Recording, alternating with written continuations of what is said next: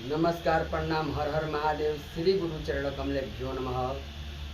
हम आज आप लोग के बीच में रक्षाबंधन के विषय में कुछ बताने जा रहे हैं कि रक्षाबंधन कितने बजे से कितने बजे तक मनेगा और रक्षाबंधन कितने तारीख को है और कौन सा दिन को है, इसी के बारे में एक वीडियो बना रहे हैं। तो बहुत दिनों के बाद हम वीडियो बना रहे हैं और जितने भी हमारे जो है शिष्य हैं या यजमान हैं, उन लोगों से यही आग्रह है कि हमारे चैनल को सब्सक्राइब करें ताकि आप लोगों के पास वीडियो को हमको भेजना नहीं पड़े, आपको मोबाइल पर या वीडियो स्वयं आ जाए। तो कितने बजे से कितने बजे तक इस वीडियो में हम यही बताएंगे कि रक्षाबंधन कितने तारीख को है और कितने बजे से कितने बजे तक यह रक्षाबंधन मनेगा। उसी के विषय में हम आप लोगों से बात करेंगे आज। और रक्षाबंधन क्यों मनाया जाता है और कब से यह रक्षाबंधन का परंपरा जो है वह आरंभ हुआ, पहली बार यह रक्षाबंधन कौन मनाया था और किसके द्वारा यह रक्षाबंधन विख्यात हुआ।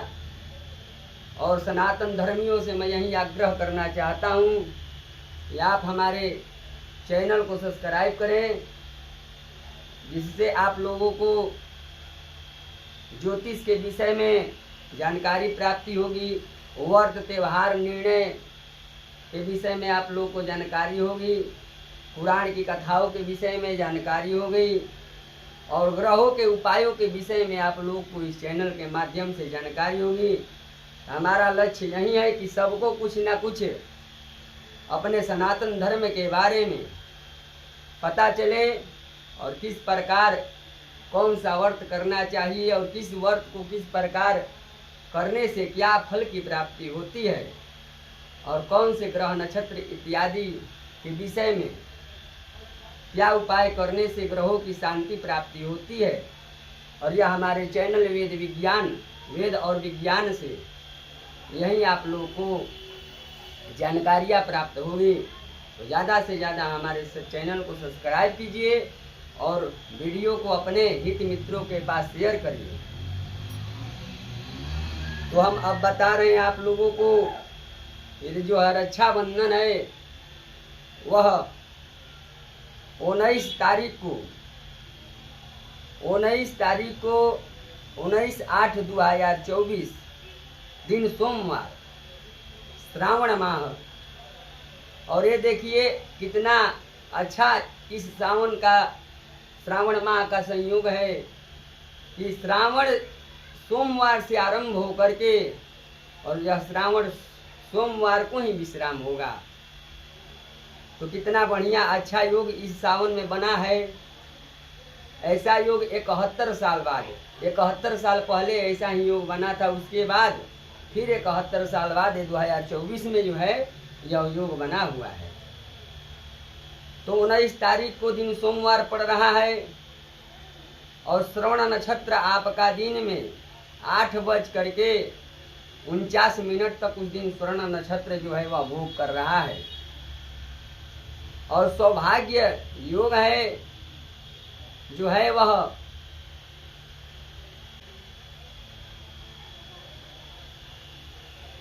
और इसके बाद कुंभ राशि जो है रात्रि में 8:13 पर जो है लग जा रहा है। और इसमें भाद्रा जो है वह भाद्रा हो जा रहा है। तो भाद्रा पूर्व दिन यानी 18 तारीख को भाद्रा जो है वह 18 तारीख को ही लग जा रहा है। जो 18 तारीख की रात्रि यानी 19 तारीख 2:21 के बाद उपरांत भाद्रा का आरंभ हो जा रहा है। और यह भाद्रा जो है वह 19 तारीख को यानी 19 तारीख की रात्रि में 2:21 के बाद जो है भाद्रा लग जा रहा है। और यह भाद्रा 19 तारीख को दिन में यानी दोपहर में 1:25 तक यह भद्रा रहेगी। तो देखिए हमारे पास एक निर्णय सिंधु का ग्रंथ है, उसमें भी लिखा हुआ है कि भद्रा में जो है वह श्रावणी उपक्रम नहीं करना चाहिए। श्रावणी उपक्रम का अर्थात हुआ रक्षाबंधन को जो है वह हम लोग श्रावणी कहते हैं। इसमें निर्णय सिंधु के 271वें पेज में लिखा हुआ है कि भाद्रा में रक्षाबंधन नहीं करना चाहिए। इसमें यह कहा गया है कि इदम भद्रायाम न कार्यम भद्रायाम द्वेन कर्तव्य श्रावणी फाल्गुनी तथा फाल्गुनी निपतिम हंति ग्रामम दहति फाल्गुनी, यानी इसको भद्रा में नहीं करना चाहिए। भद्रा में राखी बंधवाना नहीं चाहिए, इससे बहुत हानि होता है। और संग्रह ने कहा है कि भद्रा में श्रावणी यानी रक्षाबंधन और फाल्गुनी, फाल्गुनी यानी जो है होलिका दहन, फाल्गुनी का अर्थ है होलिका दहन और श्रावणी का अर्थ है रक्षाबंधन उपक्रम। श्रावणी उपक्रम नहीं, श्रावणी नहीं करना चाहिए, यानी रक्षाबंधन राखी नहीं बनवाना चाहिए और फाल्गुनी जो है वह नहीं करना चाहिए, यानी होलिका दहन नहीं करना चाहिए। नहीं तो क्या होता है, अगर श्रावणी में अगर रक्षाबंधन कर राखी बनवाते हैं तो श्रावणी निरपतिम हंति ग्रामम दहति फाल्गुनी, यानी रक्षाबंधन में भद्रा में रक्षाबंधन करने से निपति हंतिम ग्रामम दहति पा, यानी रक्षाबंधन करने से राजा का, जो देश का राजा है उसका नाश होता है। इसीलिए भद्रा में श्रावणी यानी रक्षाबंधन नहीं करना चाहिए। और फाल्गुनी जो होती है, और फाल्गुनी अगर भद्रा के समय में फाल्गुनी यानी होलिका दहन होता है तो उसमें जो है वह ग्राम दहती ग्राम फाल्गुनी यानी ग्रामम दहती फाल्गुनी, यानी गांव का में है जो आग लगने का भय बना रहता है।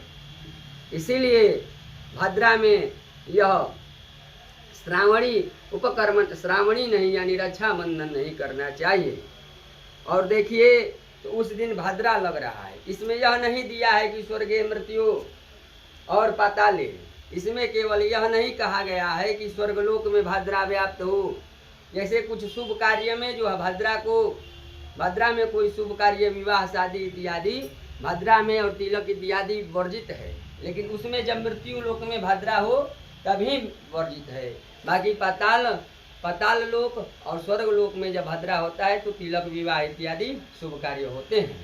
लेकिन इसमें स्पष्ट रूप से बताया गया है कि भद्रा कहीं पर भी हो, या पाताल लोक में हो या मृत्यु लोक में हो या स्वर्ग लोक में है, तो उस दिन पाताल लोक की भद्रा है, जो कि रात्रि भद्रा जो है वह रात्रि पूर्व दिन रात्रि 2:21 पर भद्रा लग जा रही है और इसके बाद 1:25 तक 19 तारीख को भद्रा रहती है। इसीलिए दोपहर 1:25 तक श्रावणी नहीं करना है, यानी राखी नहीं बनवाना है। और दोपहर में 1:25 के बाद आप लोग रक्षाबंधन कर सकते हैं। तो यह रक्षाबंधन का जो त्यौहार है, थोड़ा वीडियो लंबा हो जाएगा, इसीलिए हम अपने तरफ से संक्षिप्त में यह वीडियो का बनाने का कोशिश कर रहे हैं। लेकिन संक्षिप्त में अगर हम बनाएंगे तो आप लोगों को पूरी जानकारी नहीं आप लोगों को पास पहुंच पाएगी। इसीलिए मैं इस वीडियो को ज़्यादा से ज़्यादा कम ही में बनाने का प्रयास कर रहा हूं, लेकिन जानकारी प्राप्त करने के लिए थोड़ी वीडियो अधिक हो रही है। तो देखिए रक्षाबंधन कब से आरंभ हुआ उसके विषय में पुराणों में वर्णन है कि जब भगवान वामन जो थे वह राजा बलि के यहाँ परीक्षा लेने आते हैं और 2 पग में पूरा 14 भुवन और 3 लोक को नाप दिया। तब तीसरे पग में वह राजा बलि के सर पर रख दिया और उस पर राजा बलि पाताल लोक में चले गए। और राजा बलि ने भी भगवान विष्णु से एक वरदान मांगा और कहा कि हे प्रभु, मैं आपसे यही वर मांगता हूँ कि आज से आप शयन यानी अब हमेशा के लिए आप पाताल लोक में सोते ही रहेंगे। राजा बलि ने यही वरदान मांगा। भगवान श्री हरि भगवान जो वचनबद्ध थे, इसीलिए उन्होंने तथास्तु कह दिया।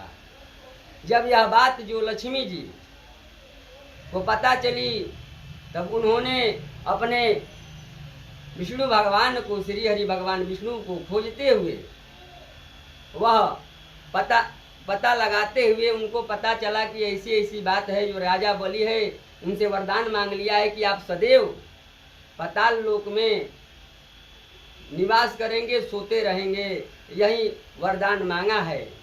और आप लोग अभी देवशयनी एकादशी बीता है, उसी दिन से भगवान एकादशी के दिन से, आषाढ़ मास के एकादशी के दिन से भगवान शयन हो जाते हैं। शुक्ल पक्ष की एकादशी को देवशयनी एकादशी से भगवान जा करके पाताल लोक में सोने लगते हैं, निद्रा अवस्था में चले जाते हैं। और हमेशा के लिए भगवान से वह वरदान मांगा कि भगवान अब हमेशा यहीं पर सोएंगे। तब भगवान लक्ष्मी माता को यह पता चला, तो वह राजा बलि के पास पाताल लोक में चली गई और विनय आग्रह की माता लक्ष्मी ने राजा बलि से कि देखिए ऐसी ऐसी बातें हैं, यह सृष्टि के संचालक हैं, पालन करता है। जो भगवान विष्णु है वह पालनहार है। अगर पालनहार ही नहीं रहेंगे, इंद्रावस्था में रहेंगे, तो यह सृष्टि का संचालन कैसे होगा, पालन कैसे होगा। इसीलिए उन्होंने राजा बलि के हाथों में रक्षा सूत्र बांधा और उनको भाई बना करके अपने बहन के रूप में उन्होंने एक उपहार के तौर पर उन्होंने यही वरदान मांगा राजा बलि से कि हे राजा बलि, आज से आप हमारे भाई हुए और मैं आपसे यही वरदान मांगती हूँ कि हमारे जो पति हैं श्री हरि भगवान विष्णु हैं, स्वामी हैं, उनको आप शयन से इस वरदान से मुक्त करिए। तब राजा बलि ने कहा कि केवल 4 माह तक ही श्री हरि भगवान विष्णु योग निद्रा में सोएंगे, बाकी माह, साल में केवल 4 माह, बाकी माह भगवान जगे हुए रहेंगे। 8 माह तक भगवान जगे हुए रहेंगे और इसीलिए 4 माह तक जितने भी शुभ कर्म हैं, विवाह इत्यादि जो हैं, वह सब 4 माह में वर्जित रहते हैं। और यही वरदान मांग करके लक्ष्मी माता प्रसन्न होकर के चली गई। और विष्णु भगवान फिर एकादशी, शुक्ल पक्ष की एकादशी उसी दिन शुक्ल पक्ष की एकादशी के दिन भगवान शुक्ल पक्ष, कार्तिक के शुक्ल पक्ष की एकादशी के दिन भगवान विष्णु अपनी योगी निद्रा को त्याग करके जग जाते हैं। तो यही कथा में दिया हुआ है। जो रक्षाबंधन का आरंभ यहीं से आरंभ हुआ।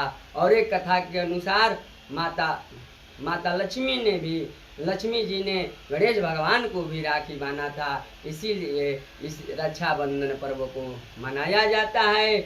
और उस दिन रक्षाबंधन के दिन स्नान आदि से निवृत्त होकर के भगवान के आगे रक्षा सूत्र चढ़ाए और भगवान को भी राखी बांधे। जो आपके घर में लड्डू गोपाल इत्यादि हैं, उनको भी राखी बांधे। और राखी बांधने के बाद नित्य जैसे आप प्रतिदिन पंचोपचार से पूजन करते हैं, उसी प्रकार भगवान का पूजा करिए। और भगवान पूजन करने के बाद 1:25 यानी दोपहर 1:25 के बाद आप जो है वह राखी बनवाएं। और राखी बनवाने के बाद राखी बनवा करके उपहार में अपनी बहन को कुछ न कुछ देना चाहिए और दिया ही जाता है। और सबसे बड़ा यही है कि बहन की रक्षा करने के लिए यही आप बहन किस अवस्था में है, किस अवस्था में दुख सुख में आप बहन का साथ दीजिए, यही सबसे बड़ा उपहार है।